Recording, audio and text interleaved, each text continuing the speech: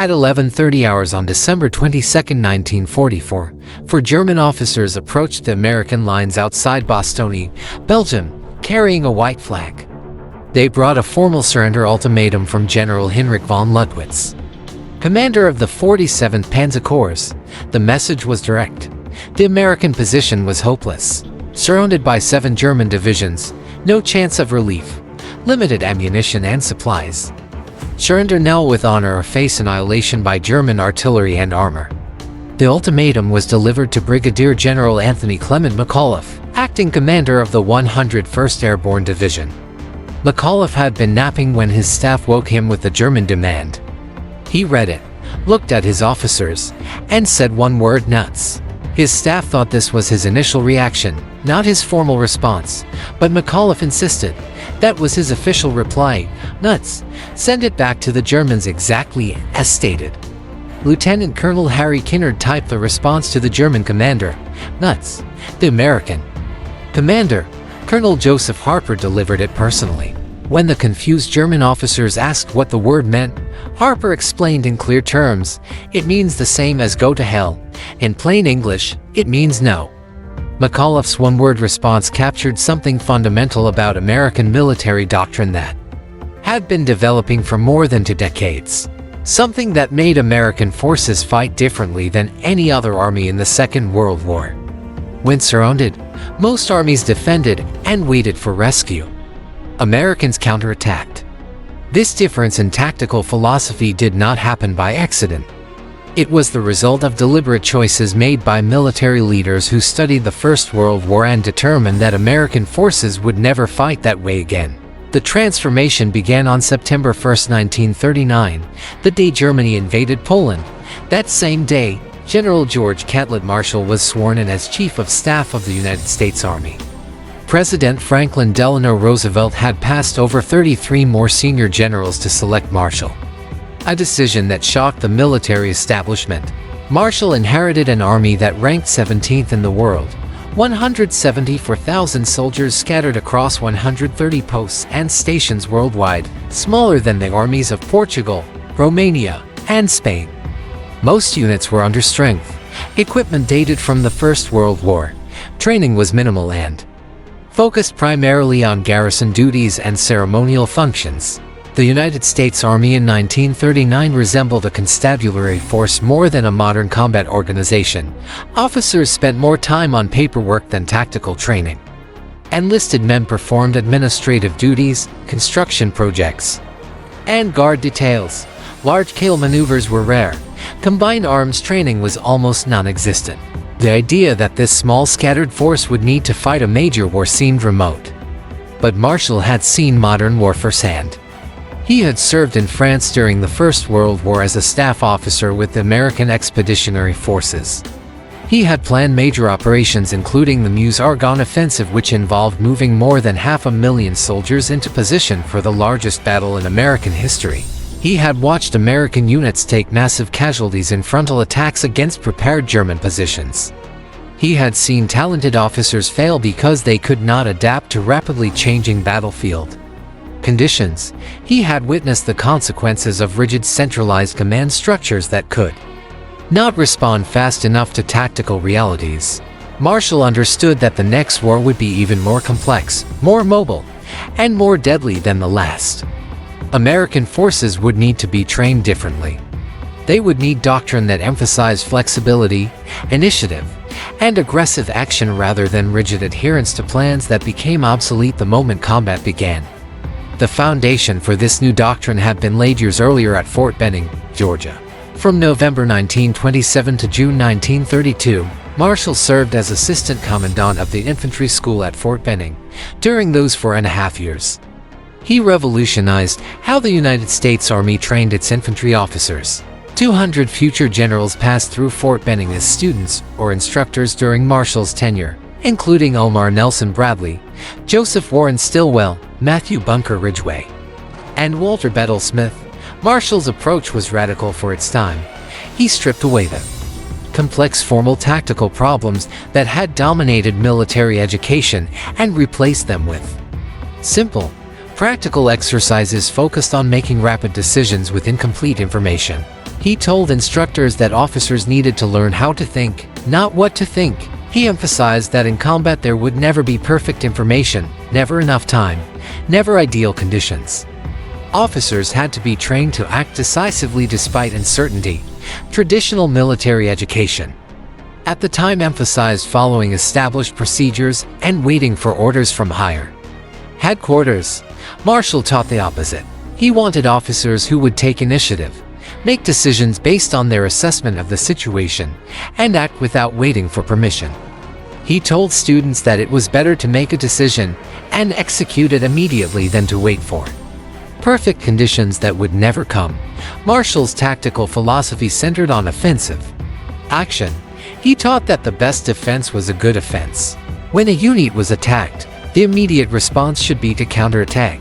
Do not wait to assess the full situation. Do not wait for reinforcements. Do not wait for orders from higher headquarters. Identify where the enemy is. Fix them in place with fire, and assault their position before they can consolidate their gains. This emphasis on immediate counterattack was based on Marshall's analysis of First World War combat. He had observed that German forces were most vulnerable immediately after an attack when they were disorganized, low on ammunition, and uncertain about American strength and dispositions. If American forces counterattacked immediately, they could often retake lost positions before the Germans could consolidate.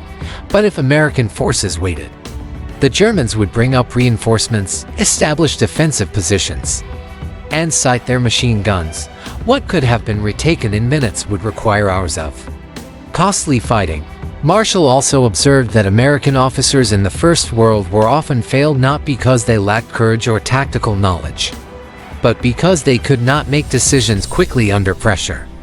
Officers who had been trained to follow detailed procedures and wait for orders from higher headquarters became paralyzed when communications broke down or when the tactical situation changed faster than orders could be transmitted. To address this problem, Marshall fundamentally changed how Fort Benning trained officers. He eliminated the practice of giving students problems with detailed scenario information and days to prepare solutions. Instead, he gave officers minimal information, imposed tight time limits, and evaluated them on their ability to make rapid decisions and issue clear orders. One of Marshall's signature training innovations was the tactical walk. Officers would be taken into the field with no advanced warning of what they would encounter. At various points during the walk, an instructor would say, "Your unit is here. The enemy is reported in this direction. What are your orders?" The officer had 5 minutes to assess the terrain, determine a course of action, and issue verbal orders to an imaginary unit. Then the walk would continue, and another problem would be presented. This training was designed to simulate the confusion and time pressure of actual combat. Officers could not prepare elaborate written orders. They had to think quickly, decide rapidly, and communicate clearly under pressure. The training emphasized that in combat, a good decision executed immediately was better than a perfect decision that came too late. Marshall also changed how officers were evaluated. Traditional military education emphasized knowledge of regulations and procedures. Students who could quote field manuals and recite proper forms received high marks. Marshall emphasized practical execution. Students who could make sound tactical decisions under pressure and lead soldiers effectively received high marks even if they could not quote regulations perfectly. This shift from procedural knowledge to practical judgment was revolutionary. It meant that officers were being trained to think rather than simply follow procedures. It meant that junior officers were expected to exercise judgment and take initiative rather than simply execute orders exactly as given. The impact of these training reforms extended beyond the officers who passed through Fort Benning. The officers Marshall trained became instructors at other schools and commanders of training units. They spread Marshall's methods throughout the Army. By the late 1930s, officer training across the United States Army had shifted toward emphasizing initiative, rapid decision-making, and aggressive action. Marshall also revolutionized training methods. He eliminated lengthy lectures and replaced them with outdoor practical exercises. Officers spent most of their time in the field solving tactical problems under time pressure with limited resources. Marshall wanted training to be as realistic and stressful as possible so that when officers faced actual combat, they would already be accustomed to operating under pressure. The results of Marshall's reforms at Fort Benning would not become fully apparent until the Second World War, when the officers he trained became the commanders who led American forces to victory. But the principles he established became the foundation of American tactical doctrine when Marshall became Chief of Staff in 1939. He immediately began implementing these principles across the entire Army. Marshall understood that the United States would likely be drawn into the war in Europe. He also understood that American forces were completely unprepared. Building an effective army would require more than just buying equipment and recruiting soldiers. It would require changing how the Army thought about warfare and how it trained its soldiers and officers. Marshall's first priority was identifying and promoting officers who shared his vision of mobile aggressive warfare. He was ruthless in removing officers who could not adapt. Marshall later estimated that he relieved or forced into retirement more than 600 officers before American forces even entered combat overseas. This included generals, colonels, and senior staff officers who had spent decades in the Army. Marshall's critics accused him of destroying the officer corps. Marshall believed he was saving it from obsolescence. The officers Marshall promoted were younger, more aggressive, and more willing to challenge conventional thinking. Men like George Smith Patton Jr., who shared Marshall's belief in speed and offensive action. Men like Dwight David Eisenhower, who understood how to coordinate complex operations across multiple services and nationalities. Men like Jacob Luke Debs, who pushed for mechanization and modernization. These were officers who would implement Marshall's doctrine of aggressive mobile warfare. Marshall's second priority was training. The Army needed to grow from less than 200,000 soldiers to millions. How those millions were trained would determine whether they survived combat and accomplished their missions. In 1940 and 1941, the United States Army conducted a series of massive training exercises called the Louisiana Maneuvers. Over 470,000 soldiers participated, making it the largest peacetime military exercise in American history.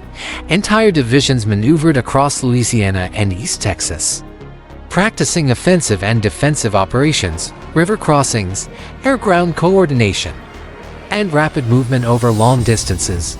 The maneuvers divided forces into two opposing armies, red and blue, that fought each other using all available equipment and tactics. The exercises covered more than 3,000 square miles of territory and lasted for several months. Local civilians found themselves hosting the largest military operation ever conducted on American soil. Soldiers camped in fields.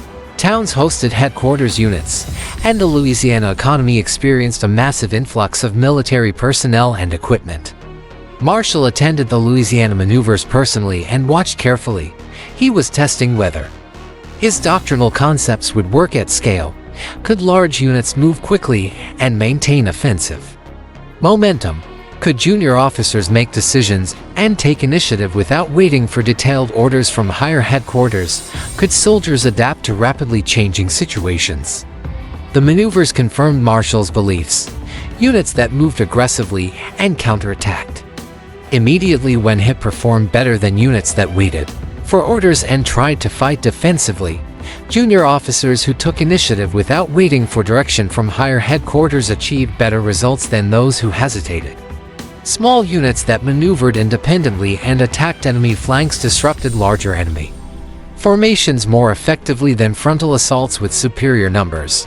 One notable example involved a young tank officer named Dwight Eisenhower, serving with the Third Army during the maneuvers.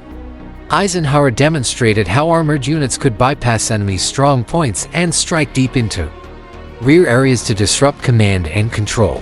His aggressive tactics confused the opposing force and demonstrated the potential of mobile armored warfare. Marshall noted Eisenhower's performance and later promoted him rapidly through the ranks. Another officer who distinguished himself was George Patton, commanding an armored division. Patton pushed his units to move faster and farther than maneuver plans called for. At one point, he drove his tanks through civilian areas that were technically outside the maneuver boundaries. arguing that in real war there would be no boundaries. Umpires complained about Patton's disregard for rules. Marshals saw it as evidence of exactly the kind of aggressive mindset American commanders would need. The maneuvers also revealed weaknesses that needed to be addressed. American units struggled with logistics. Supply lines were often disorganized, with units running out of fuel or ammunition because supply officers could not keep track of rapidly moving formations. Communications between units were unreliable, with radio nets breaking down and messages being lost or delayed. Coordination between infantry, armor, and artillery was poor, with supporting fires often arriving too late or hitting the wrong locations. But these were problems that could be fixed through better training, improved equipment, and refined procedures. The fundamental tactical concepts were sound. Aggressive offensive action worked. Decentralized decision-making worked. Rapid movement and exploitation worked. American doctrine was on the right track. By December 1941, when the United States entered the war after Pearl Harbor, the Army had grown to more than 1.6 million soldiers. More importantly, those soldiers were being trained according to Marshall's doctrine of aggressive offensive warfare. The doctrine was codified in Field Manual 100-5 Operations, published in 1941. The manual stated clearly that offense was the decisive form of combat. Defense was temporary, used only to economize force in one area while attacking in another or to gain time before resuming the offensive. The manual emphasized that when defending, units should conduct aggressive counterattacks to disrupt enemy attacks and regain lost ground. This was fundamentally different from Allied doctrine. The British Army had spent 2 decades perfecting defensive tactics based on their First World War experience. British doctrine emphasized establishing strong defensive positions with mutually supporting fields of fire. When attacked, British units would hold their ground, call for artillery support, and wait for reserves to be organized for a deliberate, carefully planned counterattack. This deliberate approach took time, hours, sometimes days. British commanders believed that hasty and coordinated counterattacks would result in unnecessary casualties against prepared German positions. The French military had similar doctrine. They emphasized defense in depth with strong points that would channel attackers into killing zones covered by artillery and machine gun fire. French doctrine called for methodical step-by-step operations with overwhelming firepower. Preparation before any attack. Speed was less important than thorough preparation and coordination. Soviet doctrine was different, but also emphasized mass and preparation. The Red Army called for massive artillery barges before any offensive operation. Overwhelming force concentrated at decisive points and centralized control from higher headquarters. Soviet counterattacks involved thousands of tanks and hundreds of thousands of soldiers moving according to detailed plans coordinated at army level. American doctrine was unique among the major powers. It emphasized immediate action by the forces in contact. If a position was threatened, the unit commander on the spot, whether a sergeant, lieutenant, or captain, was expected to counterattack immediately with whatever forces were available. Do not wait for orders from higher headquarters. Do not wait for reinforcements. Do not wait for perfect information about enemy strength and positions. Attack now with what you have before the enemy can consolidate their gains. This doctrine required a different kind of soldier than other armies produced. American training focused on creating soldiers who could think and act independently, who understood the commander's intent rather than just following specific orders, who could adapt to unexpected situations without waiting for direction. At infantry replacement training centers across the United States, recruits spent 13 weeks learning to be soldiers. A substantial portion of that training focused on battle drills that emphasized aggressive action, react to ambush, assault a fortified position, conduct a hasty attack, clear a building. Every drill emphasized immediate offensive action. The training was physically exhausting and mentally demanding. Recruits marched 20 miles with full equipment, then immediately assaulted an objective. They dug foxholes, then got ordered to abandon them and attack in a different direction. They learned that there was no time to rest, no time to wait for perfect conditions, no time to get every detail right. You acted with what you had when you could. Officer training at Fort Benning was even more intensive. The Infantry Officer Candidate School compressed the equivalent of 4 years of college-level military education into 3 months. Candidates were constantly evaluated on their ability to make rapid decisions under pressure, to lead soldiers in realistic tactical exercises, and to adapt to unexpected changes in the tactical situation. Instructors created scenarios where there was no perfect solution, no time to gather all relevant information, no opportunity to coordinate properly with adjacent units. Young officers had to make decisions with incomplete information and accept the consequences. The training was designed to produce officers who would take initiative and accept risk rather than waiting for guidance from higher headquarters. This training philosophy produced a distinct American tactical culture. Junior leaders were expected to show initiative. A lieutenant who saw an opportunity to attack was expected to do so, even if it meant deviating from the original plan. A captain who found the enemy flank exposed was expected to attack immediately rather than report up the chain of command and wait for orders. The culture was reinforced by Marshall's personnel policies. Officers who showed initiative and achieved results were promoted rapidly regardless of seniority. Officers who waited for orders and avoided risk were relieved of command. Marshall made it clear that in the American Army, aggressive action would be rewarded and timidity would be punished. The first real test of American doctrine came in North Africa in February 1943. The Battle of Kasserine Pass was the first major engagement between American and German forces. German armor under Field Marshal Erwin Rommel attacked American positions in Tunisia on February 14. The attack achieved complete tactical surprise. American units, most of which had never been in combat, were scattered and driven back 50 miles. By February 20th, the situation looked desperate. American forces had suffered more than 6,000 casualties, including 3,000 soldiers missing or captured. Equipment losses were heavy. Unit cohesion had broken down in many areas. British commanders expected the Americans to pull back, reorganize, and prepare a deliberate counteroffensive. That was how the British would have responded after such a defeat. Take time to assess what went wrong. Reorganize units. Wait for replacements and resupply. Plan the next operation carefully to avoid repeating mistakes. American forces did not wait.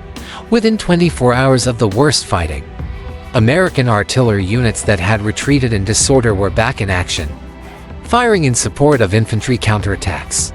Tank units were refueling and rearming, ready to engage again. Infantry regiments that had been scattered were reforming and moving back toward the enemy. By February 22nd, just 3 days after the peak of the German assault, American counterattacks had stopped the German advance. By February 24th, American forces had recaptured all the territory they had lost.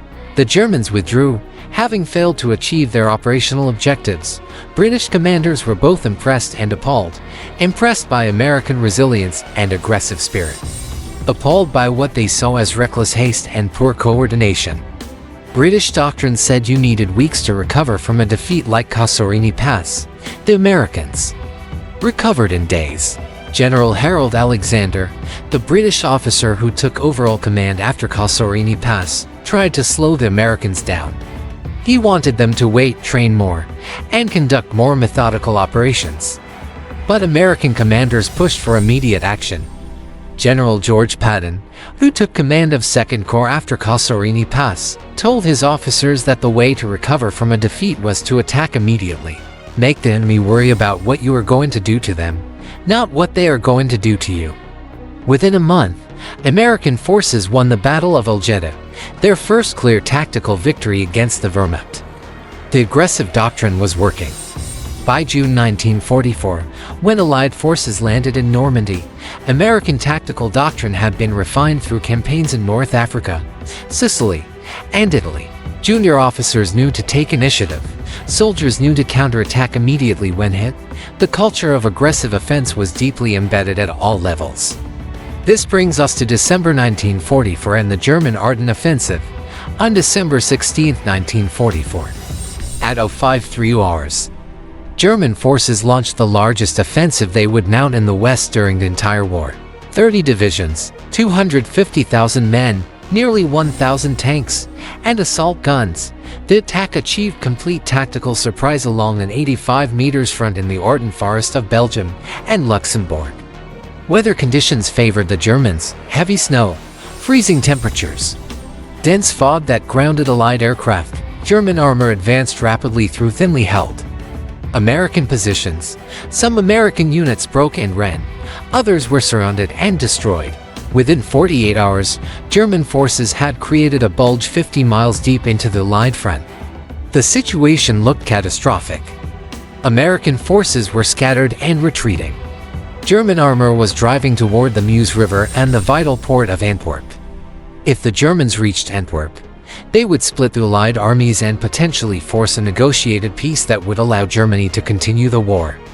But three things happened that the Germans did not expect. First, small American units throughout the Ardennes immediately began mounting local counterattacks at dozens of crossroads and villages. American forces that had been bypassed or surrounded did not surrender or retreat to the rear. They counterattacked.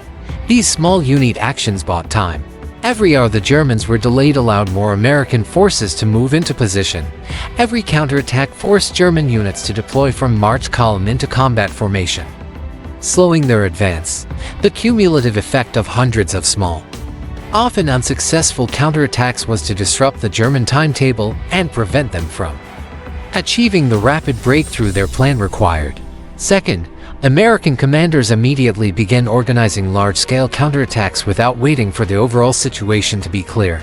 Within 24 hours of the initial German attack, General Dwight Eisenhower, Supreme Allied Commander, was moving entire divisions toward the breakthrough, not to establish defensive positions but to counterattack.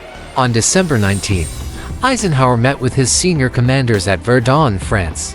The meeting began at 1100 hours. Present were Lieutenant General Omar Bradley commanding 12th Army Group, Lieutenant General Jacob Dease commanding 6th Army Group, Lieutenant General George Patton commanding 3rd Army, and senior staff officers. Eisenhower opened the meeting by saying that the present situation should be regarded as one opportunity for the Allied forces, not disaster. The Germans had come out of their fortifications. Now they could be attacked and destroyed in the open. He turned to Patton and asked how soon 3rd Army could counterattack. Patton said he could attack with 3 divisions in 48 hours. The room went silent. 3rd Army was 100 miles south of the breakthrough, fully engaged in offensive operations toward the German border in the Saar region. To counterattack into the Ardennes, Patton would have to disengage from his current offensive, turn his entire army 90 north, and attack into the German flank. This required moving hundreds of thousands of men, thousands of vehicles, repositioning artillery, routing supply lines, and coordinating with other Allied units. British and German military planners estimated such a maneuver would take at least 2 weeks, possibly a month. Moving an entire army required careful planning, detailed logistics, coordination, and methodical execution. You could not just turn an army 90 and attack in 48 hours. It was tactically impossible. Eisenhower looked skeptical. "Do not be fatuous, George," he said. He ordered Patton to attack with 3 divisions on December 22nd, giving him 72 hours instead of 48. What Eisenhower did not know was that Patton had anticipated this request. Before leaving for Verdun, Patton had ordered his staff to prepare 3 contingency plans for turning north. The plans were codenamed Nickel Dime and sent corresponding to different axes of advance. When Eisenhower gave the order, Patton's staff simply executed the plan they had already prepared. But executing the plan still required extraordinary effort and coordination. 3rd Army staff officers worked through the night, issuing orders. Regimental commanders disengaged from their current operations and began moving north. Battalion commanders organized their units for movement while still in contact with the enemy. Company commanders route supply convoys on their own initiative. Supply officers worked through the night, establishing new logistics routes. Artillery units displaced their guns, moved north, and prepared to fire in support of the counterattack. Nobody waited to be told exactly what to do. They knew the mission: attack north. They figured out the details themselves. This was exactly what Marshall's training doctrine was designed to produce: junior leaders who could execute complex operations without detailed direction from higher headquarters. At 06:03 hours on December 22nd, 66 hours after the Verdun meeting, 3 divisions of 3rd Army attacked north into the German flank. 4th Armored Division led the advance, driving toward Bastogne, where American forces had been surrounded since December 20th. The defense of Bastogne itself demonstrated American tactical doctrine in action. Bastogne was a small Belgian town that controlled 7 roads converging from different directions. Whoever controlled Bastogne controlled movement throughout the region. The Germans needed those roads for their offensive. They had to capture Bastogne or their advance. Would stall. American forces defending Bastogne included the 101st Airborne Division, Combat Command B of the 10th Armored Division, and various support units. Total strength was approximately 15,000 men. They were surrounded by 7 German divisions, totaling more than 45,000 soldiers with heavy armor and artillery support. The conventional military response to being surrounded was to establish a defensive perimeter and wait for relief. Conserve ammunition, avoid unnecessary engagements, hold the line until help arrived. American forces in Bastogne did the opposite. They attacked throughout the siege.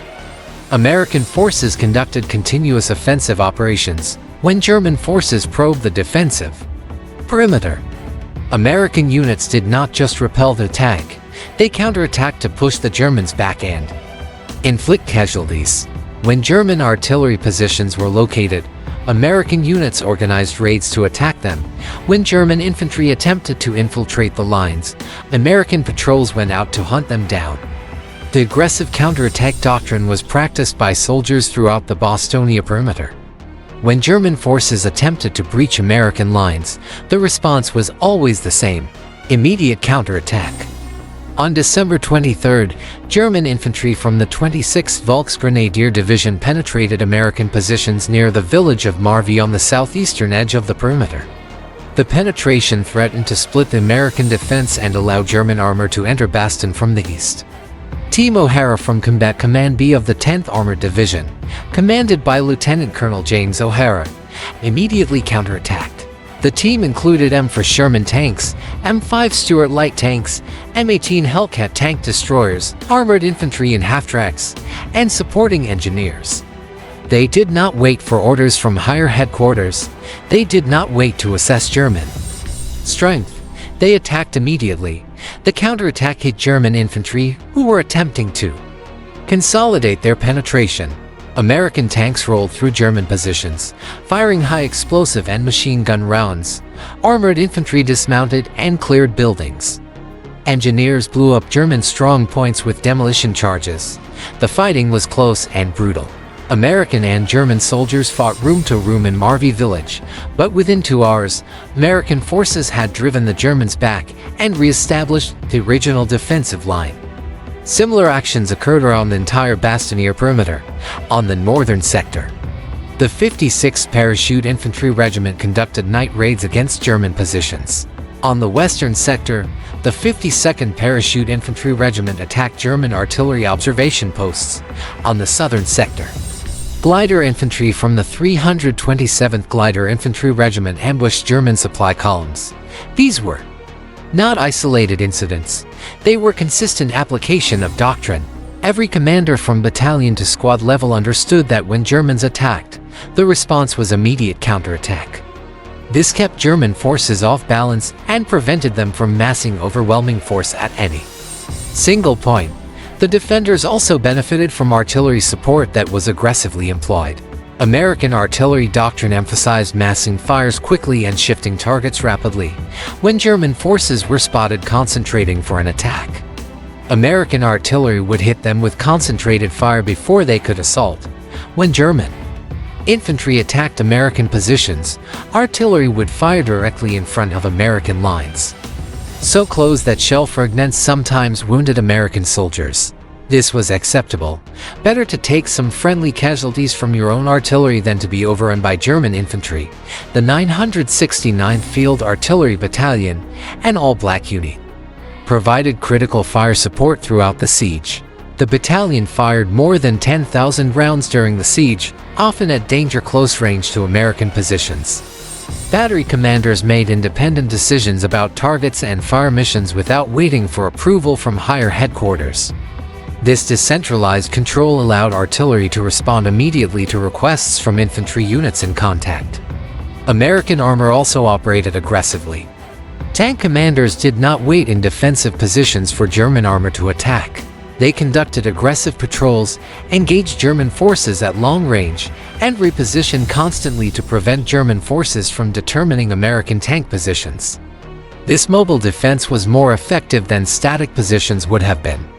Even though it consumed more fuel and wore out equipment faster, the aggressive tactics worked because American soldiers at all levels had been trained to think offensively. A private manning a machine gun position did not just defend his position. He looked for opportunities to attack German positions with fire. A sergeant commanding a squad did not just hold his section of line. He organized patrols to raid German positions. A lieutenant commanding a platoon did not just wait for orders. He assessed the situation and took action based on his understanding of the commander's intent. This tactical culture was the direct result of training that emphasized initiative at all levels. From basic training through advanced individual training through unit training, soldiers learned that they were expected to act, not just follow orders, when circumstances changed. Soldiers were expected to adapt without waiting for new orders, when opportunities appeared. Soldiers were expected to exploit them without requesting permission. This was not unusual. It was standard operating procedure throughout the Bastogne defense. Every German attack was met with an immediate American counterattack.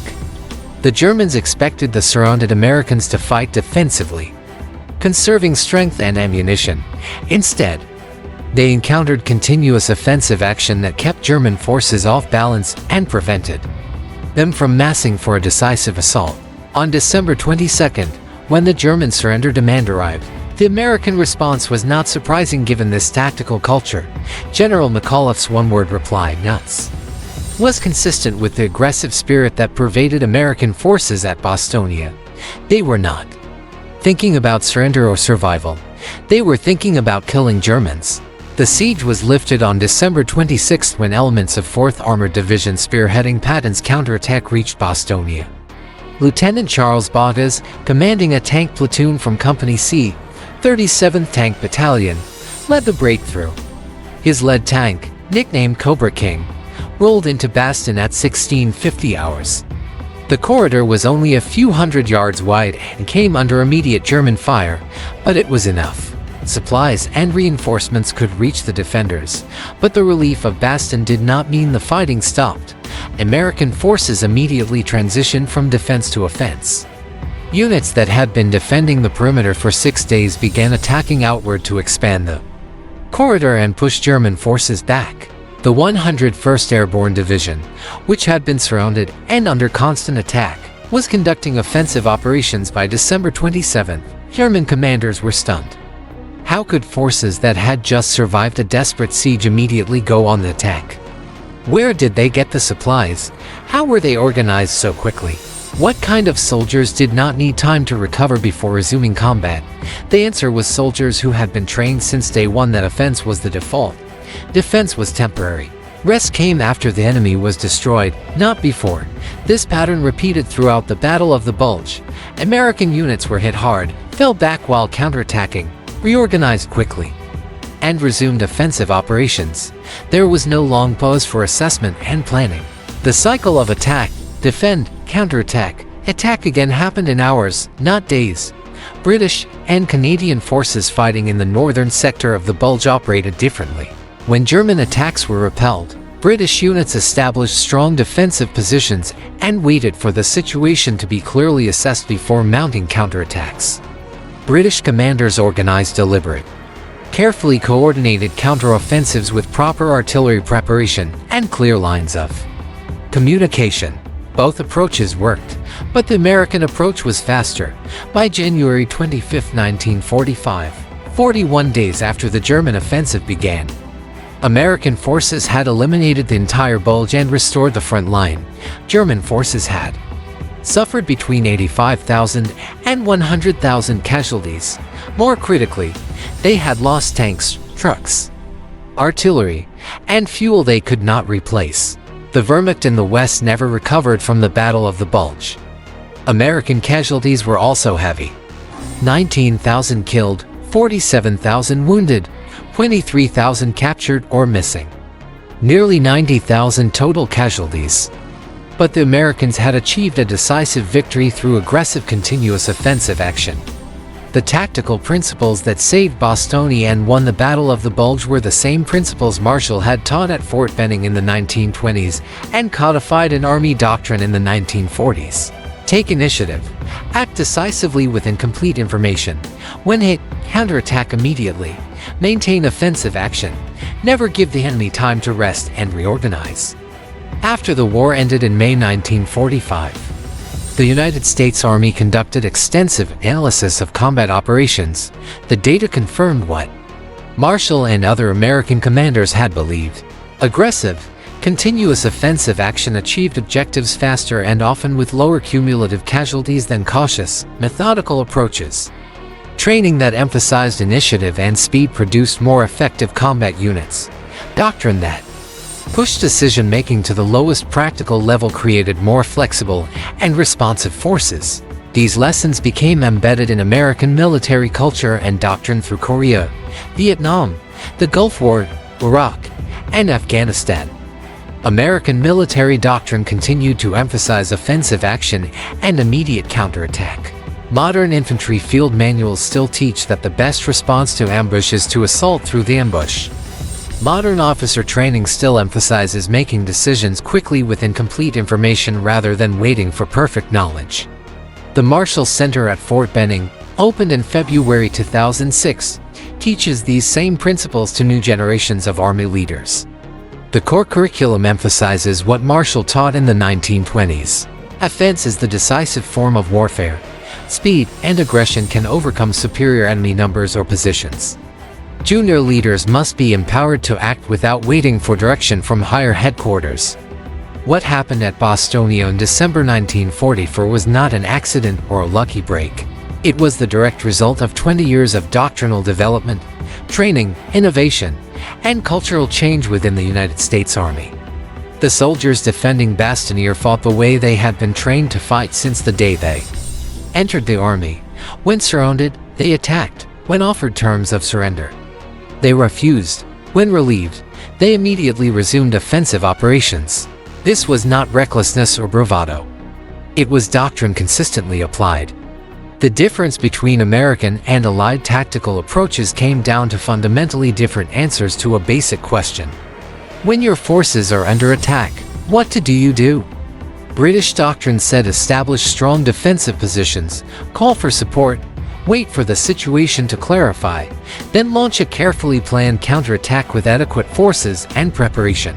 Soviet doctrine said mass overwhelming force, coordinate with higher headquarters, prepare with massive artillery bombardment, then attack with numerical superiority.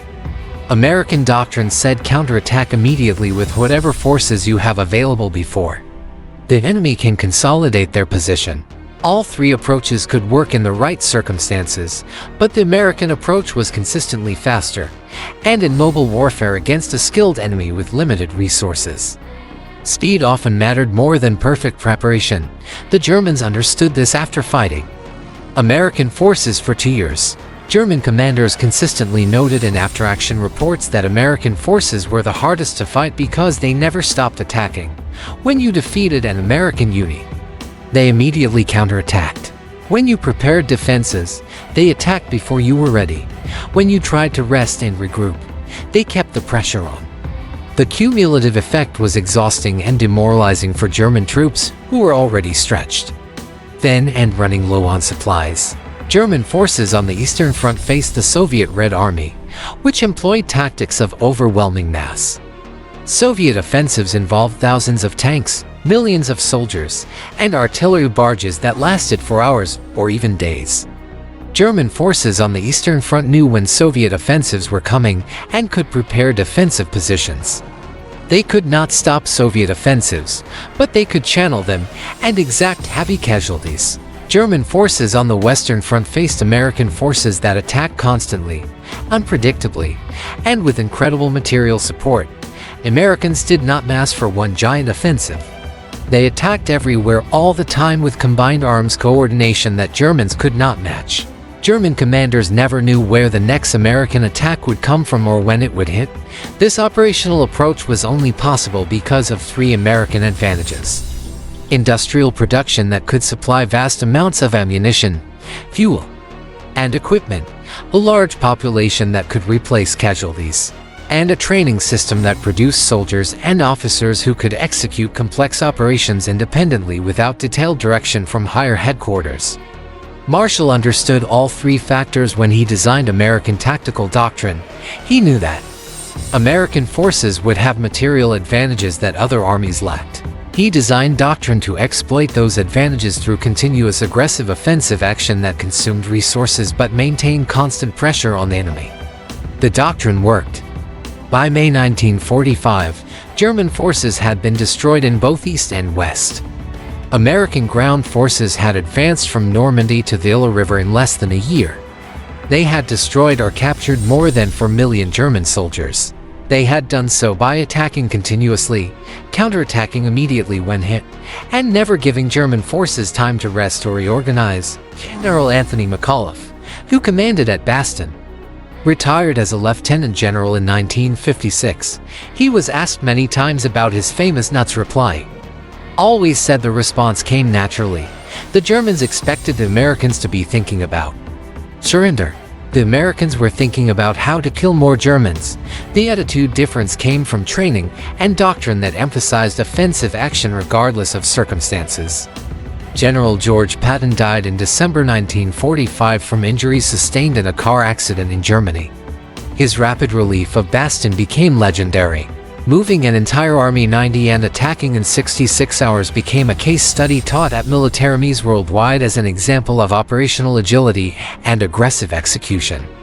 General Dwight Eisenhower served as Army Chief of Staff after Marshall then became President of the United States. His decision to view the German Ardennes offensive as an opportunity rather than a disaster demonstrated how deeply offensive doctrine had penetrated American military thinking at the highest levels. General George Marshall served as Secretary of State after the war and developed the Marshall Plan for European Recovery. He won the Nobel Peace Prize in 1953. But his most enduring contribution was the tactical doctrine he developed at Fort Benning in the 1920s and implemented across the United States Army in the 1940s. That doctrine shaped how American forces fought in the Second World War and continues to shape American military operations today. The principles are simple: seize the initiative, maintain offensive action, counterattack immediately when hit, empower junior leaders to act without waiting for orders. Accept risk and uncertainty is inherent in combat operations.